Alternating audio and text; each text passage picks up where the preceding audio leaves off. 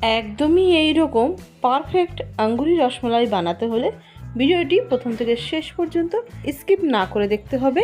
এতটা টেস্টি, এইরকম টেস্টি আঙ্গুরি রসমালাই আপনি বাজারেও কিনতে পারবেন না। বানাতেও বেশি সময় লাগবে না, হাতে মাত্র 10টা মিনিট টাইম থাকলে এই অমৃত স্বাদের রসমালাই আপনি কিন্তু তৈরি করে নিতে পারেন। চলুন তাহলে রেসিপিটি অ্যাকচুয়ালি কি করে বানাচ্ছি দেখে নেওয়া যাক। প্রথমে এই একটা কাপের মধ্যে আমি একটা ডিম ফেটিয়ে নিচ্ছি। আচ্ছা, ডিমের পরিবর্তেও কিন্তু এই রেসিপিটা বানানো যাবে। যারা একদমই নিরামিষ খান তারা অবশ্যই ডিম স্কিপ করতে পারেন, তবে আমার এক্সপেরিমেন্টে ডিমটা দিলে মিষ্টিটা কিন্তু বেশি ভালো হয় এবং সহজভাবে বানানো যায়। আমি এখানে দুটো 10 টাকা দামের গুঁড়ো দুধের প্যাকেট ঢেলে নিলাম, আর আধা কাপ দুধ হয়েছে।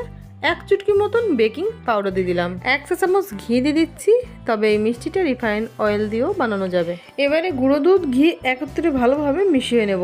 ঘিটা যদি মেল্টেড হতো আরও ভালো হতো। তো এই ক্ষেত্রে কি করব, আমি একটু সময় ধরে হাতের সাথে ম্যাশ করে করে ঘিয়ের সাথে গুঁড়ো দুধ ভালোভাবে মিশিয়ে নেব। ঘি আর দুধ ভালোভাবে মেশানো হয়ে গেলে আগে থেকে ফেটিয়ে রাখা ডিমের মিশ্রণ থেকে অল্প অল্প মিশ্রণ দিয়ে আমি এখানে একটা ডো তৈরি করে নেব। আর এখানে কিন্তু আমার 1 চা চামচের মতন ডিম বেঁচে গেছে, আর এই ডোটা ঠিক এরকম হবে। তো 10 মিনিট একটুখানি রেস্টে রেখে দিলে এটা কিন্তু খুব সুন্দরভাবে সেট হয়ে যাবে।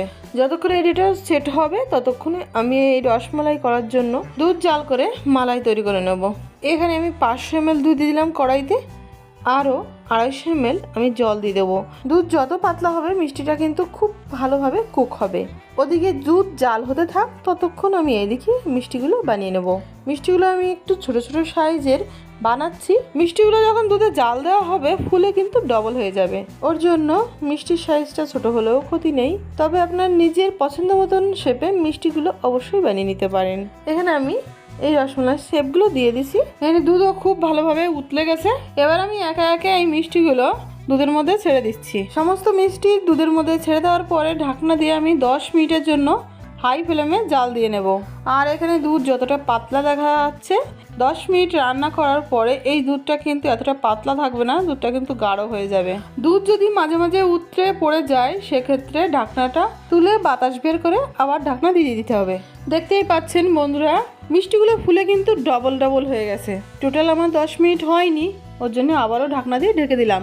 এখানে মিষ্টির জন্য আমি আগের দিন যে রসগোল্লা বানিয়েছিলাম তার রস দিয়ে দিলাম। মিষ্টির পরিমাণটা আপনারা নিজেদের হিসাব মতন দিয়ে নেবেন, কমিয়ে বাড়িয়ে নিতে পারেন। ফাইনালি 10 মিনিট হয়ে গেছে, আর এখানে রসমালাইয়ের মালাইটা কিন্তু অনেকটাই গাঢ় হয়ে গেছে।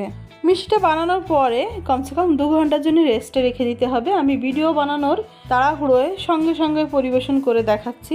আর মাত্র 10 টাকার দুটো গুঁড়ো দুধের প্যাকেট দিয়ে এখানে কিন্তু 1 কেজি রসমালাই তৈরি হয়ে গেছে।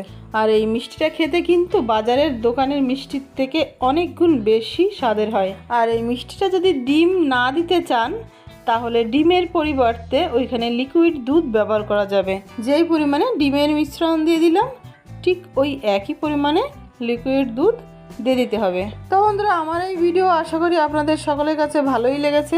ভিডিওটি ভালো লাগলে অবশ্যই একটা লাইক করবেন, চ্যানেলে নতুন বন্ধু হয়ে থাকলে সাবস্ক্রাইব করতে একদমই ভুলবেন না। আমার ভিডিও সবার আগে দেখার জন্য পাশে থাকা বেল আইকন ঘন্টিটা টাচ করে রাখবেন, তাতে আমি যখন ভিডিও ছাড়ি সবার আগে আপনি দেখতে পারবেন। আজকের মতো এই পর্যন্ত, দেখা হচ্ছে আরও একটা নতুন স্বাদের নতুন রেসিপি ভিডিওর মাধ্যমে। ততক্ষণ সবাই খুব ভালো থাকবেন, সুস্থ থাকবেন।